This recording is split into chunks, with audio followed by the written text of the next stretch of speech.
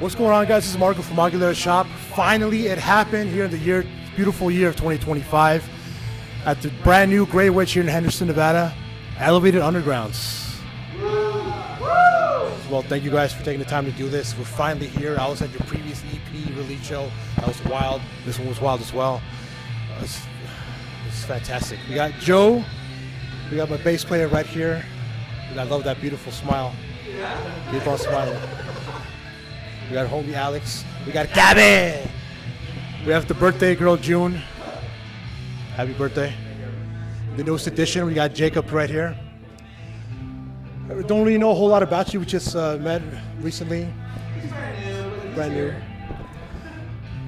So, first thing I want to know, as the newest addition to this group, it's already been established for a little while.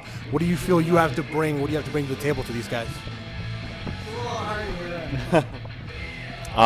Yeah, I feel like my musical background is very varied. Like I play a lot of different styles, and so I like to kind of jump in and fill the space with whatever's needed. So all these guys are great songwriters, great performers, great musicians. So I don't have to work too hard. I just fill in the space where it's needed, and it all works great. So yeah, it's been a lot of fun. I want to know, since this project started, what's going to make this version of Elevated Undergrounds different from previous versions? Who's answering? I mean, mainly who's on guitar, really. Like that'll be the biggest difference of our sound. But we have a brand new lineup that has really solidified how we sound, how we approach our sound and music and the music that we write. So yeah, like this new lineup that we have compared to say last year or even the year before has really defined like the new direction that we're going with. So we're all very happy with it, and we're all pretty excited for the future that's bestowed upon us.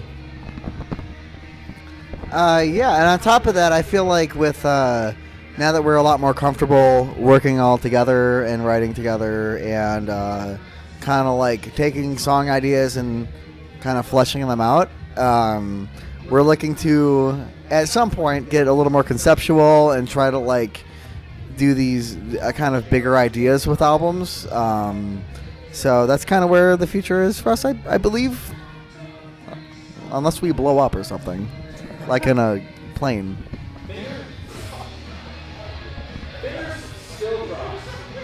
Yes. One thing that I made sure to do before I came to the show is not listen to the EP at all yet. I wanted to come in blind. I want to hear it here for the first time and just experience it live. Like I've heard Pretend before. A lot of the tracks I haven't heard, I wanted to hear them here live. I felt the energy. I felt the excitement. I felt the passion you guys put into this new EP. The one thing I want to know, for someone who's never heard you guys before, how would you describe your sound to them? What can they expect if you wanted to, like, hey, check out our EP? What can they expect from this EP? I'd say in general I think we all do. We try to make people feel something, so not necessarily what it sounds like, but like the feeling everything we put together makes. Like, it's sometimes not about what we play, but how we play it and the energy we're giving on stage. With the EP specifically, I feel like it's a lot of fun, so we got to see that side of it. And for the future stuff, it's going to be kind of sad, so it's really cool. Yeah. Any comments? Yeah, I mean, on top, like, going off of that, like, I remember Gabby telling me, like, a while ago, kind of the point of everything when it comes to this project was about giving that visceral feeling of whatever emotion we're trying to portray and like really focusing in on giving that experience as opposed to like being in a certain genre. I mean, when it comes for me, like I do write in a lot of like post-hardcore and like alternative and punk and all that kind of stuff, but I don't approach it with the genre in mind. I mostly approach it with the feeling in mind, for sure. So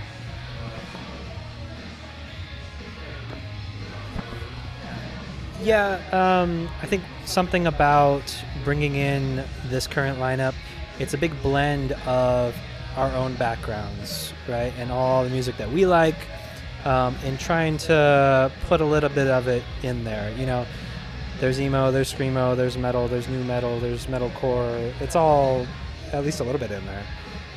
And, you know, that's part of being a band, is finding your own sound. Maybe there's a catch-all genre that could describe it, but that's really up to the listeners, I think, to try and categorize it. We're just making music. One thing I want to know, you know, you're a very talented drummer. You don't speak a lot. You just let your actions speak for you. I know you're also in other bands and other projects, so very specifically, how do you differentiate yourself when you're performing with Elevated as opposed to when you're performing with your other bands? Like, how do you make that separation? A lot of it has to do with like the songwriting process because, you know, I'm not the first to approach a song when it's like conceptualized. It's usually June or Gabby, and then it, you know, runs through the rest of us. And, you know, it's a process that works for us. And, you know, with the other groups I'm in, it's kind of a similar process. So I really try to find, you know, what the vibe is that they're going for, see how I can put my own spin on it, see how I can still retain some sort of identity into it, but also supporting like what the music is trying to do. Question for June. I recall back in the day when Elevator Underground in its original version, you were playing bass, and then over time, throughout the various versions, kind of jumped on the guitar. Was that a big jump for you? Was that an easy movement? So I thought it would be. I thought it would kind of feel like that, but like my primary writing instrument is guitar. Like I played that more than I ever played bass, and like I was happy to fill the role that I had, and I was happy to bring what I had to the table. But in moving to guitar, I wanted to kind of make it like clear I was like serious, and like I'm here to not just like kind of fill the spot that was already here, but like to branch into a new path, because I view myself more of a songwriter than I do a guitarist anytime really. And I just, yeah, I don't know. It felt like an easy switch. I don't know how it was perceived, I guess, publicly, because like I was just here and I was like, I'm just gonna do what I do, and people are gonna either vibe with it or not, and it doesn't really matter because what I'm doing is what I love doing anyway. So yeah. Good question for Gabby. We've for the first time, we got to see some of the other elements of what you present to this world incorporated into the live performance. You think it was the right time? Did it not fit in previous performances? So this is my second time using like the lollipop in a live performance. So for those not familiar, I'm kind of an aerialist, so I have some of my equipment in here, and I do that while singing.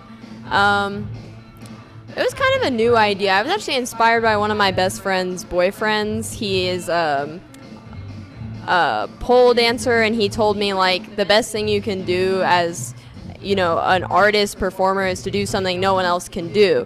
So he told me straight up, like, you need to sing while doing aerial, and also like don't sing someone else's style, don't do something digestible, do this because no one else is doing this. And you know, eventually the more and more I've done it, I feel like it does connect to what I'm portraying, and I feel like it builds to the piece, because I don't ever just want to do something to do it. It has to have a meaning. So I feel like this is part of who I am, and I really like just performing in general and making each performance, yeah, cathartic, emotional, something important. Wait, hold on. It looks insane. Also, if you haven't seen that, like somebody scream on a hoop, like it just blows my mind. I don't know. That's all. Yeah, I definitely like how you put it all together. Definitely fits what you guys got going on right now. My next question, very big question. People want to know, what's your favorite song to perform, and why is it "Give Me Love"?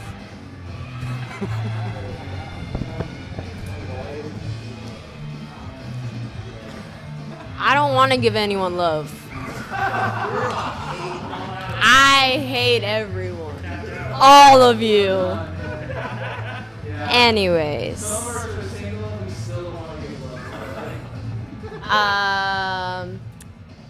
Might be basic, but I love to perform February because it was the first time our band had like a shift, I feel like, in creativity and writing, and that's the first time I felt like this is what I want to do. So like my purpose, this is my voice as an artist, because before, you know, it took a long time to develop an artistic voice. So February will always be very special to me, even if it's not my current favorite all the time. It always makes me feel something.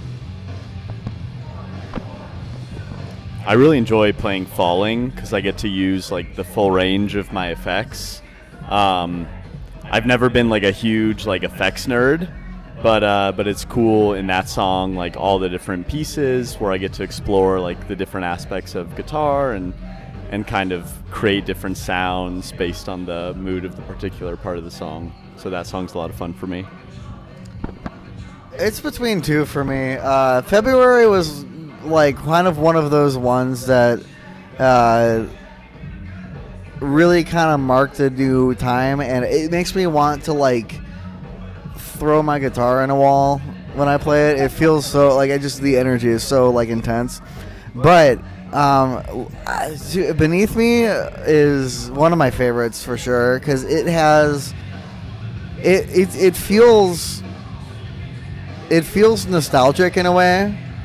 I don't know if you can hear they're playing Limp Bizkit on the speakers right now.